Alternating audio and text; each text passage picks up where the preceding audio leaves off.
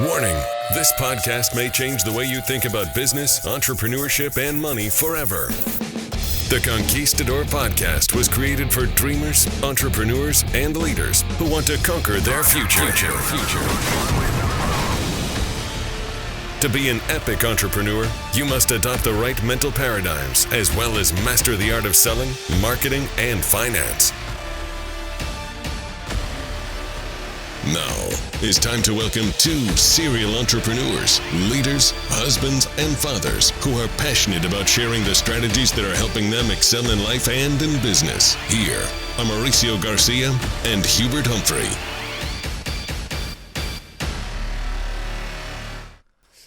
All right, we're live again. Yet another day, another podcast. Super excited to be able to come in here live and say hi to all of our entrepreneur friends. It's been a great week, Hubert. Let me introduce you here, maybe in a different way. Hubert Humphrey, as always, is with us in this podcast we do together. You know, this has been a great week, I was saying, because we've been kind of in a series talking to people about the importance of being a good director of motivation, how to have a builder's mindset, that kind of stuff. It ties in nicely when we are trying to learn the secrets to be able to build something big, you know, when going in business. And today we're going to talk about constant personal motivation.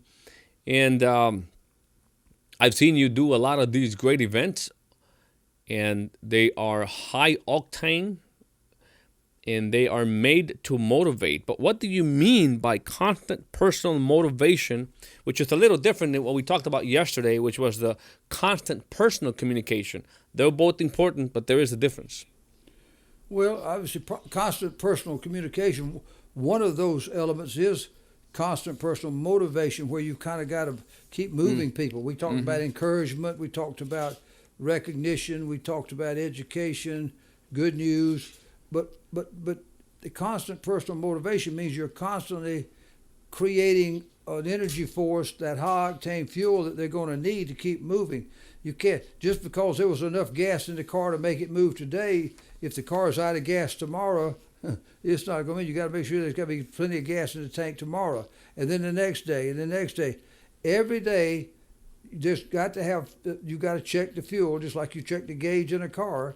You got to check your people every day. Is there enough fuel? And most people in life are running on low fuel. Most people are running on fumes. Most people are out of gas, to be honest. You know, so what you've got to be is a constant personal motivation to keep moving it. You know, as we said earlier in the week, you know, there's three elements of that whole, what I call the leadership format system, that helps build these great teams that we talk about, and build great companies that we've talked about. Yeah. The first part of it was that a recruiter's mentality, where you had a system whereby recruiting. Then the second part was a builder's mindset, where you were going to go construct. Well, then once you've done all that, and by the way, you're never through with that. That's always, those two things are always going on. There's always new recruiting, always new building, but you always got to have something to be motivating the team that has been built, and the builders who are building the new teams to keep building. So both ways you got to have motivation going to drive those things to going forward. So that's what personal, constant. Really, in so many words, you need to communicate daily for a long, sustained period of time on people, until you know that those people can keep their motivation going themselves, and that they can now become part of the motivation chain. They're replicating that. They're becoming the great motivators for their teams, and then they're developing motivators at that level, in the third level, in the fourth level, in the fifth level, and that's where it all happens. Now, I've heard you say that who motivates the motivator? Like it's like you have to figure out a way to motivate yourself, and there is a process to get there.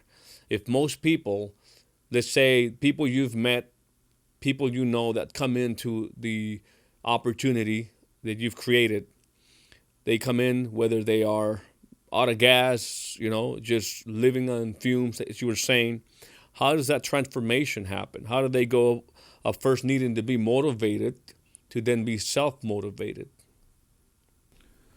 Well, I think I shared one time on one of our podcasts weeks ago about one of the first things when I had moved out to Denver back in the A.A. Williams days. I'd moved from Macon, Georgia, and had the chance to go out and open up the West for the company and build a big empire out there, which really started the great revolution of these great companies. Was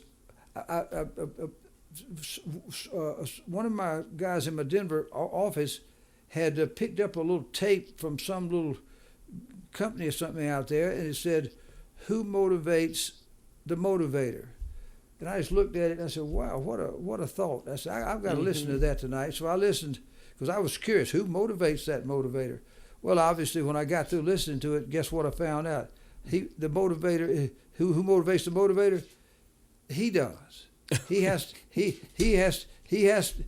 Not that he goes and gives himself a speech, but he has got to have a submission to some system or team where there's some leaders and so forth that are directors of motivation that will direct things to him, and he's got to be responsive to when they direct it to him, or when they tell him that motivator's got to go talk to these people or go to this event, and I've got to be willing to go. And so it is the motivator motivates himself by making the decision to go and receive motivation.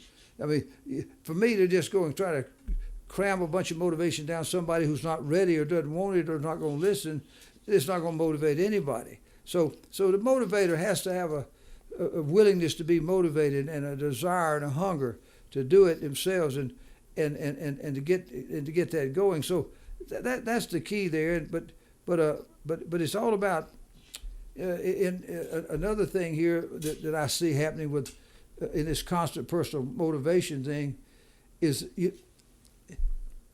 when you're in a business, everything's not always fun and games in a business. There are challenges, there are problems, there are things that people don't work out right or something.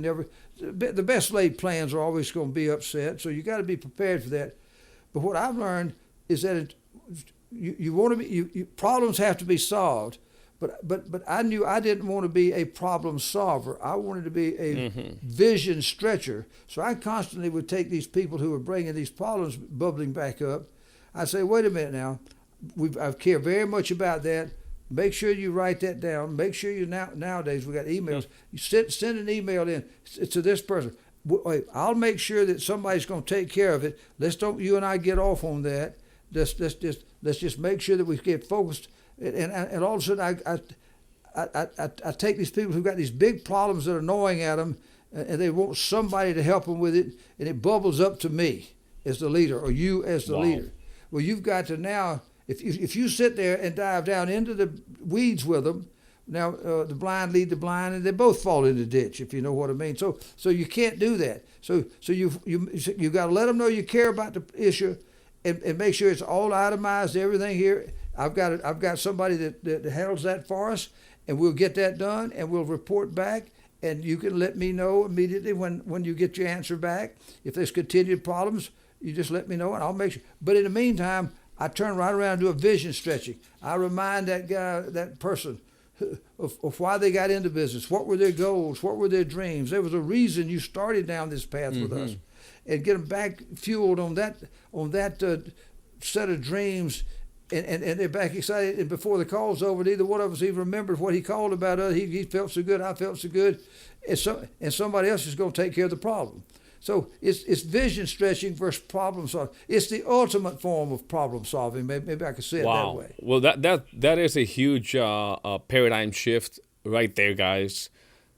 I think a lot of people, when they are offered an opportunity where they have to develop other people, I think anybody who's tried it in the past with the wrong paradigm, so many problems came to them because they were the leaders, that they thinking that being a good leader was to trying to solve their problem versus stretching their vision, and they got worn out. Like it was too much. Nobody can handle all of that.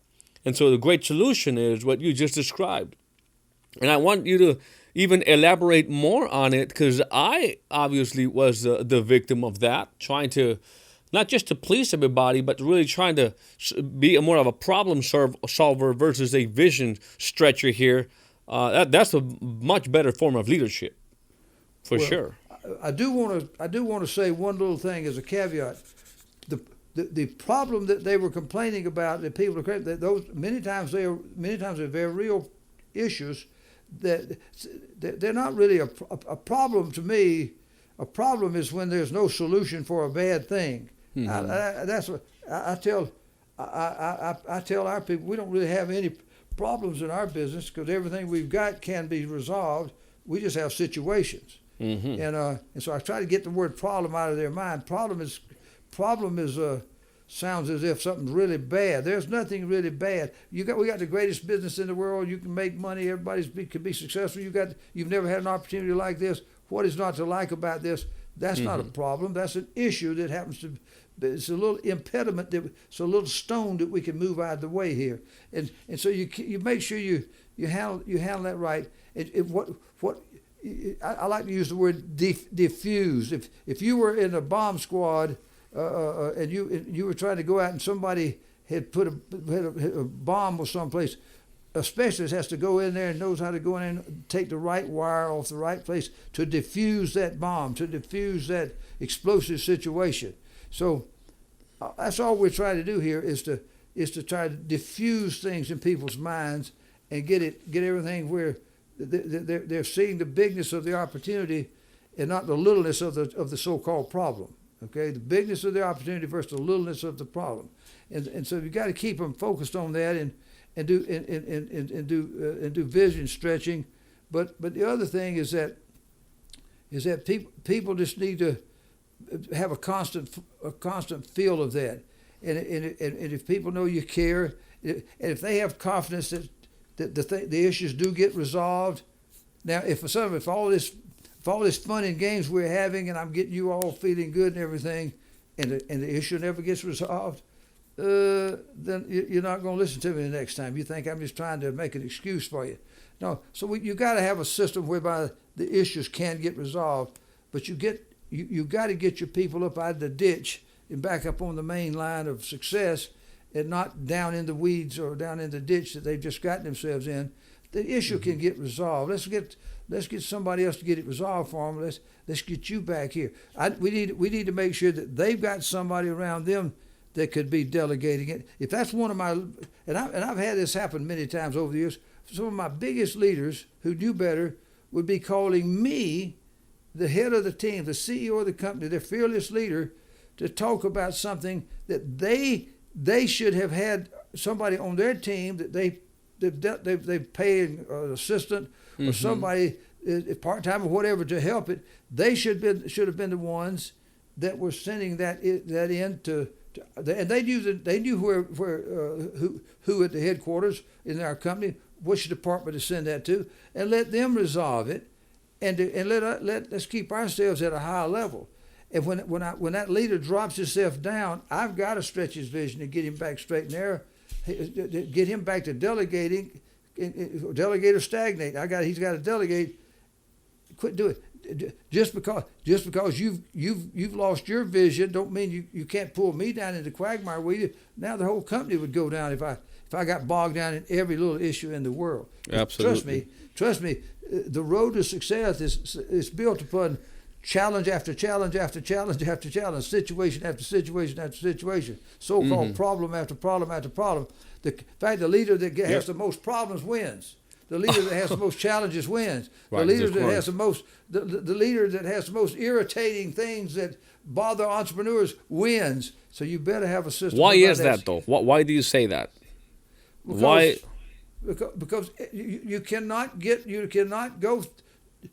achieve success without going through painful things. Effort has to be put out. The best laid plans sometimes don't quite work out.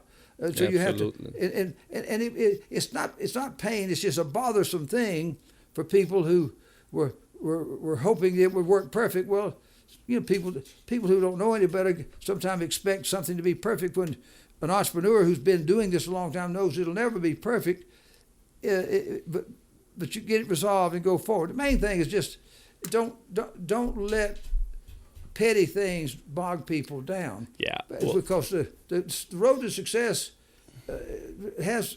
If it was easy, all the lazy people, Mauricio, would have already done all this. Absolutely. Well, one of the things I've noticed is that if you stay at it long enough, you build a muscle that help you get through all these challenges that you will continue to face at every level, no matter what. You're starting out. I would even say that the higher up, it's not a ladder, but the higher up you are as far as maybe the level of entrepreneurship that you're in, or the bigger your business, the bigger the challenges that you have to face. And you would know better than me on that. But I haven't built any billion-dollar business, but you have. Well, you're absolutely right. The higher you go up the mountain, the harder gravitation pulls on you. Right. The tougher it is, you go up there and everything. But the nice thing about it is that if you're in a business where you've got other mentors or people that have your interest at heart, there and they've got a system that can help resolve these issues along the way. You mentioned something. If you stay at it, if you keep doing something long enough, you'll get good enough to solve your own problem. Well, that's true. If somebody driven like you, Mauricio can sit there and take a licking and keep on ticking. Most people can't stay long enough to get good at something. So that's why you got to have leaders above you to help ease that along, and so it doesn't beat you. It doesn't beat you out of the business. You know what I mean? So maybe there's a lot of reasons why entrepreneurs fail. What I'm concluding here is that maybe one of the biggest ones is that they want to go at it by themselves.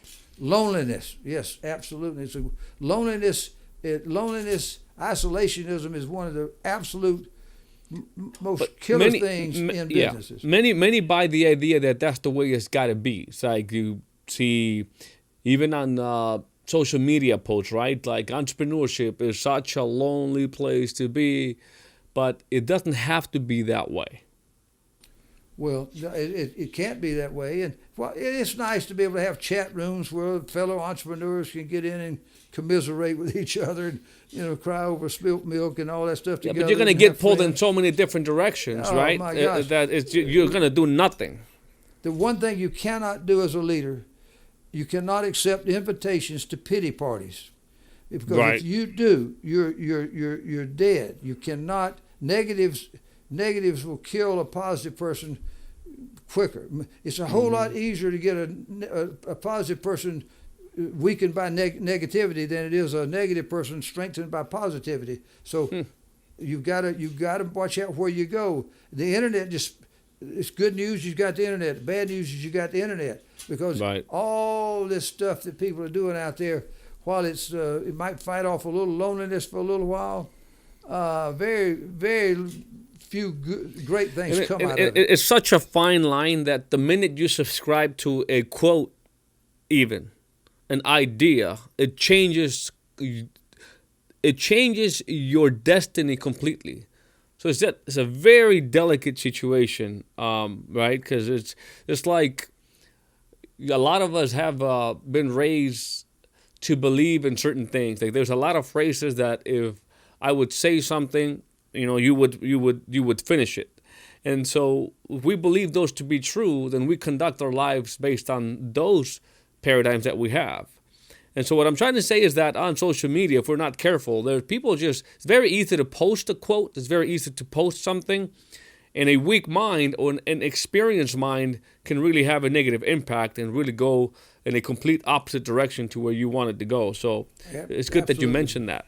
It's good that you mentioned that. Hey, that's critical. I've watched over the years as we've been building teams, and from A.O. Williams, WM, all of our different companies, I used to tell people, here we are. We got 1,000 of us in the room here, and people are giving great speeches, great knowledge, great inspiration, great motivation, great examples, great ideas. It's all formatted, all laid out there. and people kind of they get up and they go out and they go to the bathroom or stand out in the hall or go. Some of them back in the day would smoke a cigarette. Not a lot of them doing any smoking around us anymore. But whatever they would go do, I said, you got to watch out. Don't go gravitate out there and do that, because what'll happen, the people that are hanging around in the halls outside the meeting, the people that you're going to talk to, just because you went in the men's restroom and there's 6 urinals over there, this is kind of gross, 6 of you standing in there at urinals, guess what? Some guy's going to be talking about, well, I've done it this way and it works for me. Well, he's got another guy down at the other end of the urinal. He hears that, and they pick up an idea in the men's room that they think's the great idea, and dismissed everything that was being said in the big meeting. So you got to watch. You got to watch who you listen to. You got to watch who you hang with. You got to have, as Napoleon Hill said in his great book, Think and Grow Rich, you got to have a mind tightly sealed against all negative influences. Tough thing out there, because everything is about negativity. News is negativity, and just human beings. I don't know if it's just the nature to gravitate towards negativity, because I'm assuming that it is. Otherwise, the news media, social media wouldn't bet so heavily on the bad news. Oh, if there wasn't bad news, all the stations would shut down. There wouldn't be all this stuff right here. The human beings now have gotten hooked on listening to negative newscasts and all this kind of stuff, and they'll listen to the same broadcast in this hour, and then 2 hours later here's another show, and that show's nothing but just regurgitating what the previous show did, and then the next guy, it's just different. It's a different face and the same negative message. And you've listened. If one of the simplest ways to have a fighting chance to win in life is to turn your TV off and never look at it again. Never go online looking for news. Because it's not going to be any good news out there. They can't get eyeballs with good news. That's true. It's got to be negative. So don't look. Just get away from it. And avoid it like a plague. So just a couple other points that I think we're going to try to address here. Sure. Okay. So you have a few points. I just want to. I do have one, and then if it's okay with you, because when we talk about constant personal motivation, obviously one of the things I hear you mention over and over again is that the only difference between you and the you 5 years from now is the people you hang out with and the book you read. And I know that's a very well-known phrase, quote, if you want to call it. How do you get your people to follow positive messages? Whether you have something called success ontology. Do you invite people, obviously, to read, to bring people on to other successful people? Because that's part of constant personal motivation. Right. I'm a voracious reader, always have been, and I don't. And all the books I read, I don't put out in my success anthology series, because I don't want them to. I've already read them, and I know they're not going to get anything that's practical for their business. But the ones that I know that have got something that's totally in alignment with success, fits right into our leadership format system, in our leadership development, our builder development mentality, in our winning, how to become a winner and build something big. I picked those books with those things, and I even highlight the chapters and the main points that I got out of it and put it in this anthology series, so that people can kind of read and get the feeling that I felt when I read it. And so I kind of I try to aim them at stuff, and of course people are always now finding new books and hearing about new books, because every 5 minutes there's 50 new books coming out by somebody, and they're publishing it somewhere on the internet, and if you don't watch it, all these people you got somebody out there got all your people spending their money buying a bunch of books that's making somebody else a lot of money and costing you a lot of money, because they don't know what they're talking about in the principles that they're doing there, and they don't even fit the situation that the people are in. So you got to be very careful what kind of knowledge they get. You got alignment. Alignment means you got to be aligned with the correct upline people, the correct business, the correct industry, the correct systems. But you always got to be aligned with the correct books you're going to read, the correct people you're going to meet. With when you're hungry and you're trying to find the answers, you're consuming all this different information. You're bringing all these things to your mind, which is what a lot of entrepreneurs are doing right now, until they're getting pulled in all these different directions. Probably the simplest thing for us to do is just go find somebody who's really done something big because they've already been there and done that, versus trying to follow somebody who's trying to get there. Mm-hmm. What does Napoleon Hill say? The fastest way to become a millionaire, successful person, is to find one and copy and do exactly what he or she did. That sentence is one of the golden nuggets of that whole book, and it's all about that. And it's not hard to find them. No, and we have one right here. well, that's right. And you know you gotta, this constant personal motivation is another thing is people got to learn. Most people don't know how to set goals. They don't know how to develop game plans.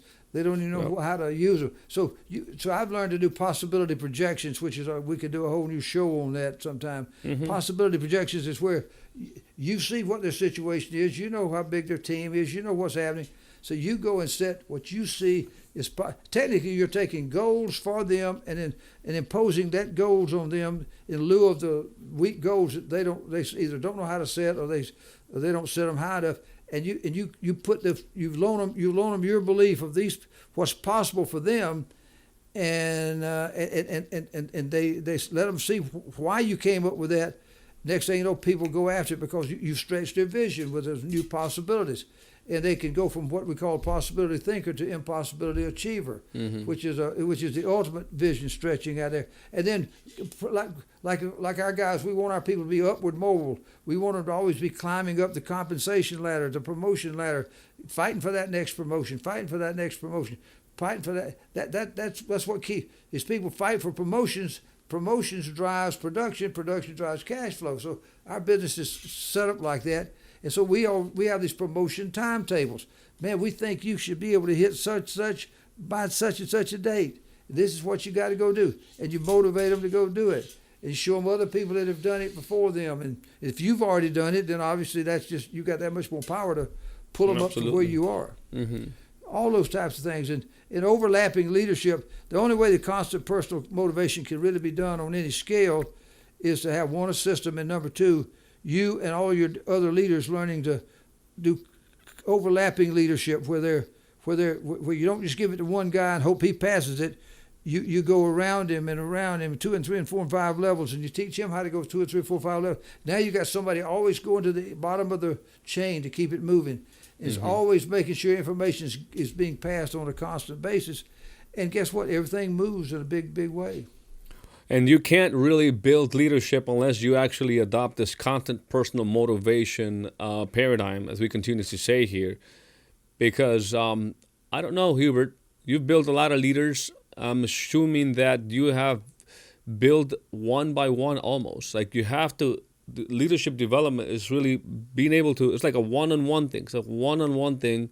And then once they become those leaders, then they do the same thing to other people. And that's how you really build an army of highly competitive leaders. But it's not like you're going to go out there and you're going to give this great speech about these concepts and paradigms, and all of a sudden leaders come out of that. There's a lot of work, right? And that's the constant personal communication and motivation that you have to do consistently for sustained periods of time as that leader is evolving. Because it's not like you give them all these bunch of concepts and they wake up tomorrow and now they're a great leader. Well, absolutely. You know, it's what you do outside of the big speeches and the big crowds and the big mm-hmm. TV shows. Is you're dealing with the right things. See, our system is designed to where you give everybody a chance through there. The system sorts them out, and you see who's taking the charge, who's climbing the ladder. And you pay more and more attention to those people, and you work with them. And not only are you building leaders yourself, you're trying to build leaders who know how to build leaders. That's a little double talk there, but if you can't get that little extra part to it, it never replicates. I want to build leaders, but a part of the leader that I'm building is that he now can go and build leaders, and he's got to build leaders who now can go and build leaders. And so you keep that building leader machine going.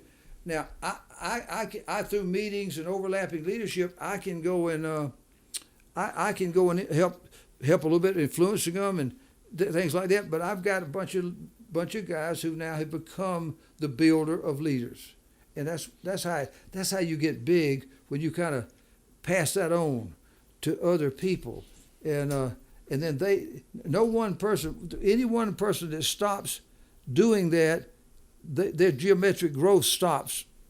Mm-hmm. Just with where they're at, and you don't want to stop. In our business, you're either growing or dying. There is no status quo.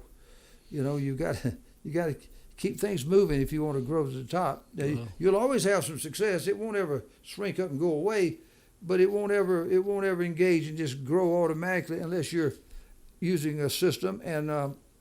It's a false idea. Sometimes when people enter in direct sales, they buy in this idea they just have to do some effort, front load their efforts here, and then all of a sudden they're just going to ride that wave forever. It's going to die off if you don't maintain, that continuous development of leaders. It's a never ending. It's a never ending exercise forever.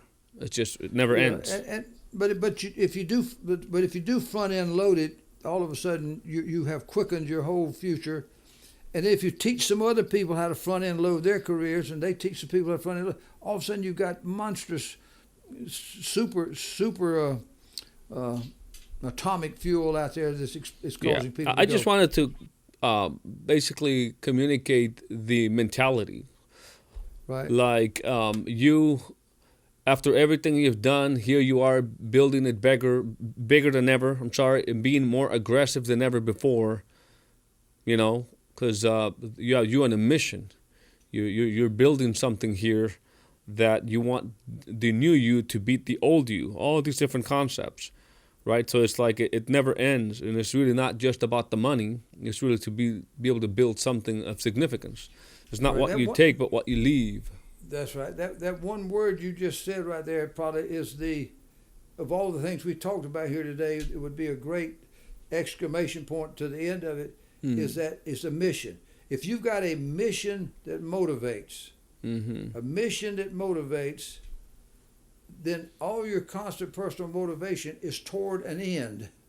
And when something is toward an end, a big mission that you want to accomplish, like there's a great book called Peak Performance it's in my anthology series I read many years ago, and it described how everybody was involved, every company, every vendor, every the astronauts, the people in NASA, the people in government, the people and made the lunar landing modules, to made the spaceship, to made anybody that had anything to do in a million miles of putting a person on the moon. When President Kennedy said by the end of the 6th decade we're going to put a man on the moon, well, everybody bought into that, and you'd go in these big hangars where they were working on different things at these different companies. They'd have a mural on the wall of nothing but the lunar surface.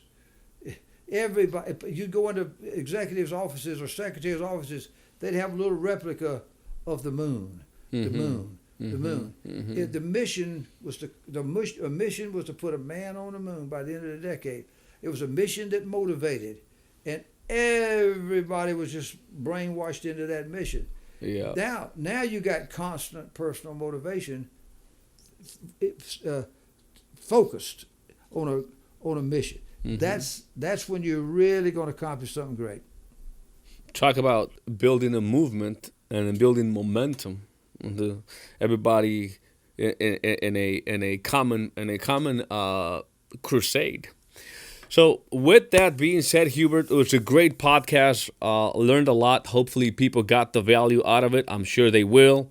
And I don't want to say bye-bye yet until we thank our sponsor. Remember that Hegemon Group International has got the best opportunity in the planet today. you've got to go check them out. You have to go check out what is the vehicle that is going to take you from where you are now to where you want to go. And to see the presentation, you go to hgiopportunity.com. That is hgiopportunity.com. It is an opportunity to jump into the greatest industry in the world, the biggest industry in the world, and take advantage of trillions and trillions of dollars that are going to be changing hands. And as Hubert says, the best way to make money is to find out where the money is moving from and where it's moving to, and then be able to capture that. So you need to check out what Hegemon Group International is all about, and how people are making millions and millions and millions of dollars in a short period of time. Of course, it's an opportunity that I would say. Would you say it's for everybody? I was about to say it's not for everybody. It is for everybody. What would you add to that, Hubert? Well, it's for everybody until proven different. Awesome. We treat every person as a recruit until proven different. We just cannot. We just can't go and judge that for those people. We got to give everybody an opportunity, and they'll do with it what they will. Well, I couldn't say it better. So check them out, hgiopportunity.com. Hubert, I'll see you tomorrow for the Net Podcast. All right, sounds good. Thanks. Warning, this podcast may change the way you think about business, entrepreneurship, and money forever. The Conquistador Podcast was created for dreamers, entrepreneurs, and leaders who want to conquer their future. To be an epic entrepreneur, you must adopt the right mental paradigms as well as master the art of selling, marketing, and finance.